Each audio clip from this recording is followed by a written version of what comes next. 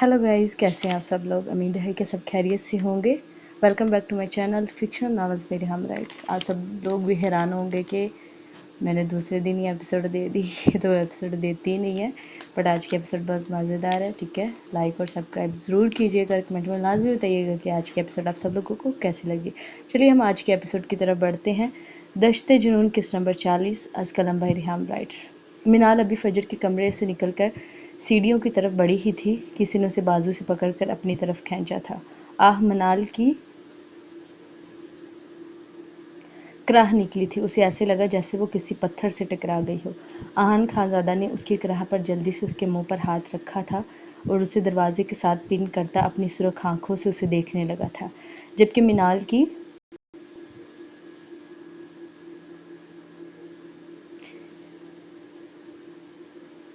आंखें भी गुस्से से सुर्ख हुई थी। वो मज़ाहमत करती उसका हाथ मुंह से हटाने की कोशिश करने लगी। वो अपना एक हाथ उसके चौड़े सीने पर मारती दूसरे हाथ से अपने लबों पर मौजूद उसका खुरदरा हाथ हटाने की मज़ाहमत कर रही थी। आहान खानजादा ने दरवाजे को लॉक करते अपना हाथ आहिस्ता से उसके चेहरे से हटाया था। हाथ हटते ही मिनाल ने गुस्से से एक ज़ोरदार थप्पड़ दे मारा था। चटाख, तुम्हारी हिम्मत कैसे हुई मुझे इस तरह हाथ लगाने की। उसके भरपूर थप्पड़ पर आहान एकदम से हैरान रह गया था। वो सोच भी नहीं सकता था कि वह उसे इस तरह थप्पड़ दे मारेगी। उसका एक हाथ अभी भी उसकी कमर के खम पर था, जिसे मिनाल ने बहुत बेरुखी से धकेला था। तुम्हें शर्म आनी चाहिए, अभी तुम मेरे लिए एक गैर महरम हो, तुम मुझे इस तरह छू नहीं सकते। मिनाल बिखरे अंदाज में नफरत भरे लहजे में गोया हुई। आहान ने अपने उस गाल पर जहां उस नाजुक जान ने काफ़ी शिद्दत से थप्पड़ मारा था आहिस्तगी से सहलाता और ख़ुद को कंपोज करते हुए बोला, आई एम सॉरी, मैं सिर्फ तुमसे बात करना चाहता था और मुझे पता था अगर मैं तुम्हें वैसे बुलाता तो तुम मेरी बात नहीं सुनती, इसलिए मुझे ये तरीका अपनाना पड़ा। उसे इतने नरम लहजे में बोलता देख मिनाल गश खाकर गिरी थी। मगर मेरा लम्स बुरा नहीं, बाखुदा मेरी कोई गलत नीयत ही नहीं है। मैं तुम्हें कभी भी गलत नीयत से छू नहीं सकता। आहान के लहजे में हमेशा की तरह उसके लिए एक अकीदत थी जिसे बेवकूफ़ मिनाल तो कभी नहीं समझ पाई थी। वह मज़ीद बोला था, और मुझे तुम्हें थैंक्स भी बोलना था। तुम्हें नहीं पता तुम ने इस रिश्ते के लिए हाँ करके मुझे क्या दिया है। मुझे तुम्हारा शुक्रिया अदा करना था। आहान के लहजे में कल की निस्बत आज सिर्फ मोहब्बत ही मोहब्बत थी। उसे मिनाल के थप्पड़ मारने पर भी गुस्सा नहीं आया था, बल्कि एक तरह से खुशी ही हुई थी कि वो कभी अपने आप को महरम के अलावा किसी को अपनी उंगली से भी छूने नहीं दे सकती थी। वो उसकी तरफ मोहब्बत भरी गहरी निगाहों से देख रहा था, मगर हाथ लगाने की गलती उसने इस बार नहीं की थी। मिनाल ने उस के इतने सोबर अंदाज पर तंजिया मुस्कुराहट से उसे देखा था। एक बार याद रखना आहान खानजादा, मैं ये निकाह सिर्फ अपनी अम्मी के मजबूर करने पर कर रही हूँ, वरना अगर मुझे मौका मिले तो मैं 100 बार तुम्हें रिजेक्ट करूँ। कभी भी ये खुश फहमी मत पालना कि मैं तुमसे मोहब्बत करूंगी या तुम्हें खुद को छूने भी दूंगी। मैं कभी तुम्हें अपने करीब नहीं आने दूंगी। तुम जो हासिल करना चाहते हो वो कभी नहीं कर सकोगे। मुझे कभी भी तुम्हारी आंखों में अपने लिए मोहब्बत नज़र नहीं आई, सिर्फ वहाँ हवस नज़र आती है जो तुम निकाह के बाद मुझसे पूरी करना चाहते हो। उसके इतने सख्त अल्फाज पर आहान की आंखों में एकदम से गुस्सा उभरा था, हाथों की वेंस उभरी थी। उसे इस कदर गुस्से में देखकर मिनाल पहले तो खौफज़दा हुई, फिर मजबूती से डटी रही। जस्ट शट अप मिनाल शाह, जो कहोगी करूँगा, जैसा रखोगी रह लूँगा। खुद को छूने नहीं दोगी तो तुम्हारे पास भी नहीं आऊँगा, मगर आज के बाद मेरी मोहब्बत को हवस पर मशरूत मत करना। ये मेरी पाक मोहब्बत के लिए एक गाली है जिसका खमियाजा तुम्हें भुगतना होगा बहुत जल्द। आहान गुस्से से हाथ का मुक्का दीवार पर मारते उसके चेहरे के नज़दीक होता गिराया था। वो गुस्से से पीछे होता उसे जाने का रास्ता दे चुका تھا جب منال نے اس پر بے رخی سے نظر کرتے باہر کی طرف قدم بڑھائے تھے۔ سالے کدھر مرا ہوا ہے، کب سے تجھے فون کر رہا ہوں، اٹھا کیوں نہیں رہا تھا؟ ارشمان جو 1 گھنٹے سے ایان کو فون کر رہا تھا اس کے فون اٹھاتے ہی غصے سے دہاڑا تھا۔ السلام علیکم لالا، میں ہوں۔ حالے کی آواز پر ارشمان خانزادہ نے چونک کر فون کو دیکھا تھا۔ حالے جو کب سے ایان کا فون بجتا دیکھ رہی تھی، ہمت کر کے اس نے اٹھایا ہی تھا کہ سامنے سے ارشمان خانزادہ کے گھرانے پر وہ سہمی ہوئی آواز میں بولی تھی، وعلیکم السلام، کیسے ہو بچے؟ ارشمان نے حالے کی آواز پر بڑی مشکل سے اپنے لہجے میں نرمی لا کر کہا تھا۔ ٹھیک ہوں، آپ کیسے ہیں لالا؟ اس کے نرمی سے پوچھنے پر حالے نے جواب دیا تھا، میں تو ٹھیک ہوں، وہ کھوجا کدھر ہے، کب سے اسے فون کر رہا تھا؟ ارشمان نے غصے سے دانت پیستے ہوئے پوچھا تھا۔ اس کی بات پر حالے کی ہنسی نکلی تھی۔ وہ تو نہا رہے ہیں، حالے نے ہنسی ضبط کرتے کہا تھا۔ جب نہا کر نکلے تو اس سے کہنا کہ ارشمان لالا کی کال آئی تھی۔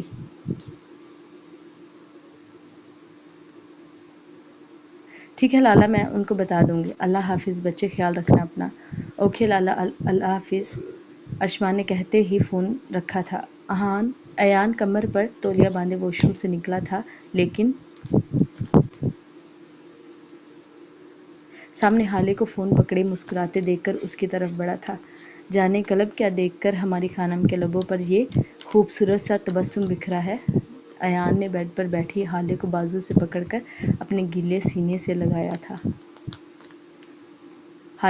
حالے اس کو تو صرف تولیے میں لپٹے دیکھ بوکھلائی تھی، اس کے گالوں پر سرخی اتری تھی۔ نہیں خانم، ایسے نہیں شرمانا، جب میں بغیر تولیے کے آؤں گا تب شرمانا۔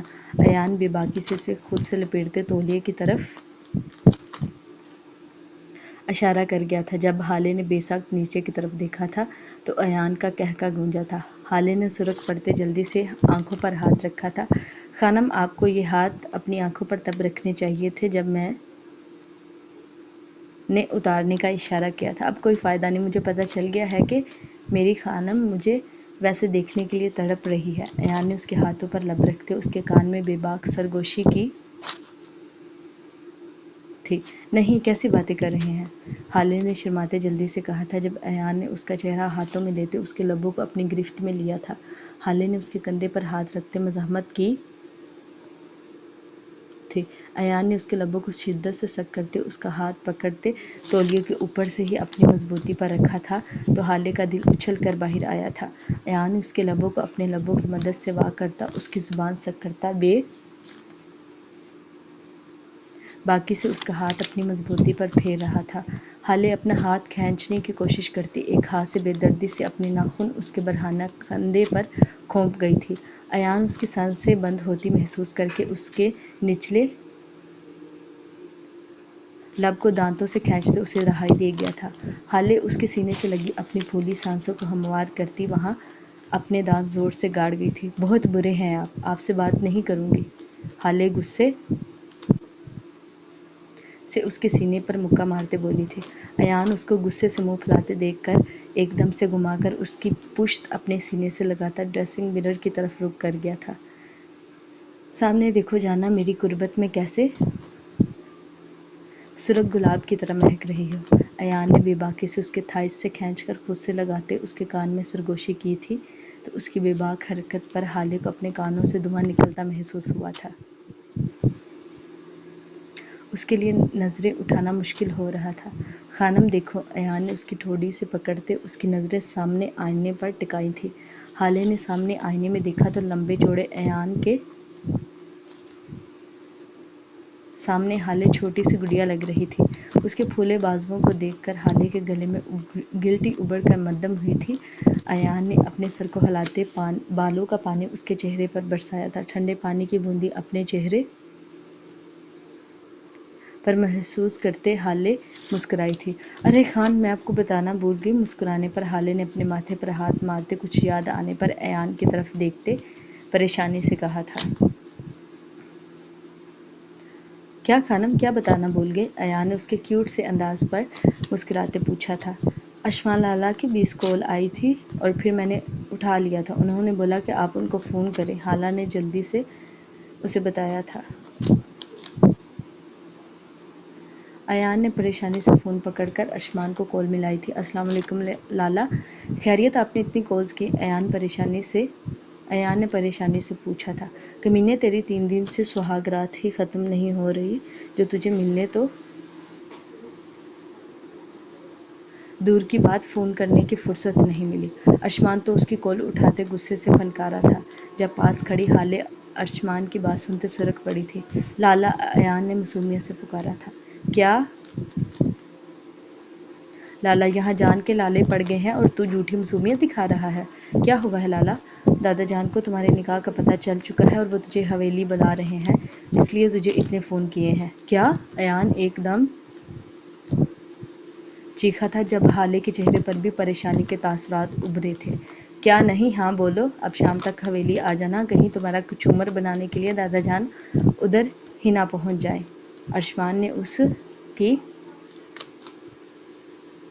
بات پر کہا تھا۔ اوکے لالا، ہم آتے ہیں، ایان نے کہتے فون رکھتے ہالے کی طرف دیکھا جو رونا شروع ہو چکی تھی۔ جان کیا ہوا؟ آپ کیوں رونے لگی؟ ایان پریشانی سے اسے گلے لگاتے استفسار کرنے لگا۔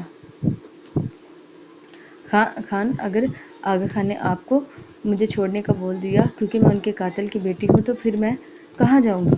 ہالے ہچکیوں سے روتے بولی تھی۔ جانے سکون، جانے ایان آپ کو خود سے کبھی دور نہیں ہونے دے گا۔ وعدہ ہے اس خانزادے کا اپنی خانم سے کہ اس کو کبھی بھی خود سے دور نہیں رکھے گا۔ ایان اس کو اپنے سینے میں سختی سے بھینچتے یقین دلاتے بول رہا تھا۔ اس کی چھوڑنے والی بات پر ایان کا دل تیزی سے دھڑکا تھا۔ وہ اب اسے تسلی دیتا جانے کے لیے بول رہا تھا۔ یہ میں کیا سن رہا ہوں ارباز، تم واپس کلام جا رہے ہو؟ حاکم خان اور ارباز خان اس وقت مردانے کے لیونگ روم میں بیٹھے تھے۔ ارباز خان زادہ کب سے اپنے فون میں نظریں گاڑے خود کو مصروف رکھے ہوئے تھا۔ حاکم خان جو کب سے اسے فون میں غرق دیکھ رہے تھے کہ شاید وہ خود ہی کوئی بات شروع کرے، ایک دم خود پر ضبط کھوتے دہاڑے تھے۔ کیا ہو گیا ہے دادا جان؟ آپ کے پاس ہی تو بیٹھا ہوں، آرام سے بھی پوچھ سکتے ہیں۔ کیا میرے کانوں کے پردے پھاڑنے کا ارادہ ہے آپ کا؟ ارباز خان نے فون جیب میں رکھتے ٹھنڈے لہجے سے کہا تھا۔ میں نے جو پوچھا اس کا جواب دو۔ کب تک اپنے ماموں کا سہارا بنے رہو گے؟ ادھر رہ کر اپنے رتبے کو پہچانو اور سرداری کی پگڑی سنبھالو۔ حاکم خان اس کے ٹھنڈے انداز پر پہلو بدل کر کہا تھا۔ کون سا رتبہ دادا جان، کون سی سرداری؟ میں جہاں ہوں وہاں ہی ٹھیک ہوں اور میں مرتے دم تک ان کا سہارا رہوں گا۔ اپنے سہارے کو تو آپ نے خود ہی معذور کر کے رکھا تھا، برائیوں کی زنجیروں میں قید، جو اپنی ہی زنجیروں کے پھندے میں آ کر مر گیا۔ ارباز خان زادہ اپنی خون جھلکاتی آنکھیں ان پر گاڑ کر طنزیہ لہجے میں بولا تھا۔ ارباز، میری جان، میرے شیر، میں تنہا رہ جاؤں گا اس بڑی سی حویلی میں، گٹ گٹ کر مر جاؤں گا، پلیز مت جاؤ ہمیں چھوڑ کر۔ حاکم خان نے اس کے طنزیہ لہجے پر لمبا سانس بھرتے اس کے قریب صوفے پر بیٹھ کر محبت سے کہا تھا۔ آپ کبھی تنہا نہ ہوتے اگر آپ نے اپنے بیٹے کی پہلی غلطی پر ہی شاباش کی بجائے اسے ڈانٹا ہوتا۔ نہ آپ تنہا ہوتے، نہ ہم باپ کی محبت سے محروم ہوتے۔ اب پھر کس بات کا دکھ، کیسی تنہائی؟ جانتے ہیں میں نے کیوں بدلہ لینے سے انکار کیا؟ اگر آپ کا بیٹا میرا باپ نہ ہوتا تو اس کی غلطیاں نہیں، گناہ اتنے بڑے تھے کہ میں ان کو اتنی دردناک موت دیتا کہ موت بھی کانپ جاتی۔ اب بہت اچھے سے جانتے ہیں کہ وہ ہم دونوں بھائیوں کے گناہ گار ہیں۔ میں تو شکر گزار ہوں ان کا جنہوں نے اسے مارا۔ ان تڑپتی ہوئی روحوں کو سکون ملا ہوگا جن کا مجرم تھا آپ کا بیٹا۔ ارباز خان زادہ نے اپنی آنکھوں کی نمی پر قابو پاتے تفصیل میں بتاتے شکوہ کیا تھا۔ ان کی آنکھوں میں شکوہ دیکھتے حاکم خان نے شرمندگی سے سر جھکایا تھا۔ صحیح تو کہہ رہا تھا وہ، یوں سر مت جھکائیں، مجھے تکلیف ہو رہی ہے۔ ارباز خان زادہ نے دل بڑا کرتے ان کا چہرہ اوپر کرتے محبت سے کہا تھا۔ اس کے اپنائیت بھرے لہجے پر حاکم خان نے چونک کر دیکھا تھا جب ارباز خان زادہ نے مسکراتے ہوئے انہیں گلے لگایا تھا تو حاکم خان بھی جلدی سے اس کے گرد مضبوطی سے ہاتھ باندھ گئے تھے۔ آپ فکر نہ کریں، میں تو نہیں لیکن انشاءاللہ شایانہ آپ کی سرداری کی پگڑی ضرور سنبھالے گا۔ میں اتنی جلدی شاید کبھی نہ جاتا، لیکن مجھے ضروری کام آ گیا ہے اور میرا جانا بہت ضروری ہے، لیکن ہفتے میں ایک دفعہ میں ضرور آیا کروں گا، اور جب آپ کو میری زیادہ یاد آ جائے تو آپ آ جانا۔ ارباز خانزادہ نے ان کے ضعیف چہرے کو اپنے ہاتھوں میں لیتے لاڈ سے کہا تھا، تو حاکم خان کی آنکھوں میں نمی چمکی تھی۔ ارباز خانزادہ نے محسوس کیا تھا کہ اگر انہوں نے باپ کھویا تو سامنے بیٹھے انسان نے بھی اپنا اکلوتا بیٹا کھویا۔ انسان جتنا مرضی برا ہو لیکن اپنی اولاد کے لیے وہ ہمیشہ مہربان رہتا ہے۔ کبھی کبھی انسان اولاد کا پیٹ بھرنے کے لیے برے کاموں میں پھنس کر دولت کما کر خود کے لیے تو جہنم خرید لیتا ہے۔ اگر وہی اولاد کوئی غلطی کرے تو سب سے پہلے اسے گلے لگانے والے والدین ہوتے ہیں، تو اولاد کا بھی فرض بنتا ہے کہ اگر کبھی ماں باپ سے کوئی غلطی ہو جائے تو معاف کر کے ان کو گلے لگائے۔ ارباز خانزادہ نے تو پھر حاکم خان کی آنکھوں میں ندامت دیکھی تھی۔ وہ دونوں دادا پوتا باتوں میں مصروف تھے۔ جس روم میں تھوڑی دیر پہلے قبرستان سا سناٹا تھا، وہاں دلوں کی دوری ختم ہونے سے اب خوشی کی لہر جھوم رہی تھی۔ ارباز خانزادہ کی گاڑی کلام کی حدود میں داخل ہوئی تھی۔ جب کالج کے سامنے سے گزرتے اس کے دل کی دھڑکن تیز ہوئی تھی، یارے دیدار کے لیے آنکھیں بے تاب ہوئی تھیں۔ کیا حسن تھا کہ آنکھ سے دیکھا ہزار بار، پھر بھی نظر کو حسرتِ دیدار رہ گئی۔ ارباز خانزادہ نے اس کا حسین چہرہ یاد کرتے مسکرایا تھا اور بے ساکت اپنی گاڑی کا رخ کالج کی طرف موڑ گیا تھا۔ جب گارڈز الجھن کا شکار ہوئے تھے، لیکن وہ اس کے ملازم تھے، پوچھنے کا حق نہیں رکھتے تھے، اس لیے وہ بھی گاڑی اس کے پیچھے موڑ چکے تھے۔ ارباز خانزادہ نے گاڑی کو باہر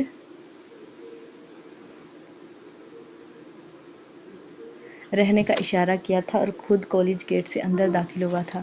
ارباز گاڑی سے نکلتا کالج کی پچھلی سائیڈ سے اندر کی طرف بڑھا تھا اور اس کی توقع کے عین مطابق وہ کلاس میں پچھلے بینچ پر بیٹھی ہوئی باتیں کرنے میں مشغول تھی۔ اس کا چہرہ آج بھی چادر کے حولے میں چھپا ہوا تھا۔ لگتا ہے میری ہونے والی خانم پڑھنے میں نکمی ہی ہے، ارباز خانزادہ نے خود سے مخاطب ہوتے کہا تھا، جب اچانک شبانہ کی نظر اس پر پڑی تھی۔ اوئے وہ دیکھ، کتنا خوبر بندہ مجھے گھور رہا ہے، لگتا ہے میری بھی جلدی شادی ہونے والی ہے۔ شبانہ نے ارباز خان کو دیکھتے مسکراتے ہوئے بہارے کا کنتا ہلاتے اس کا رخ موڑا تھا، جبکہ ارباز خانزادہ کو تو زندگی کی نئی نوید مل گئی ہو۔ دونوں کی آنکھیں چار ہوئی تھیں۔